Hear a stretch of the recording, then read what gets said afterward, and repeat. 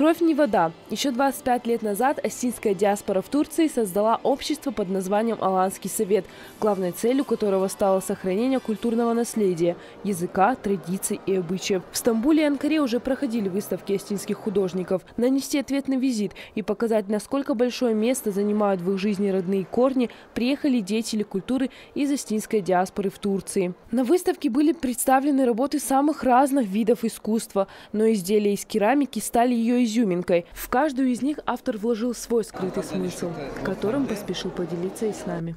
Вы знаете, что это такое? Это чаша, по-остински правильнее уассамунга. Я сделал ее немного другой. Горлышко я сделал намного уже, чем у обычной чаши, чтобы мы не злоупотребляли алкоголем. За большой личный вклад, пропаганду и сохранение национальных традиций медалью во славу Осетии был награжден Садриддин Кусов. Также турецкое общество получило в дар скульптуру Чужбина, созданную Борисом Шанаевым еще 55 лет назад. Она символизирует трагедию переселения остин в Турцию. В 1865 году состоялось третье переселение под руководством генерала Мусы Кундухова. Его фотографии также представлены на стендах и имеют большую ценность для историков.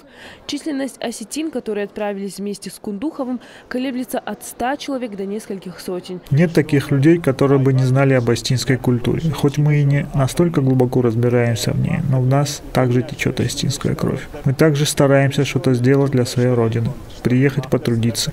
Мы хотим поделиться своими знаниями об остинской культуре и показать это в своем творчестве.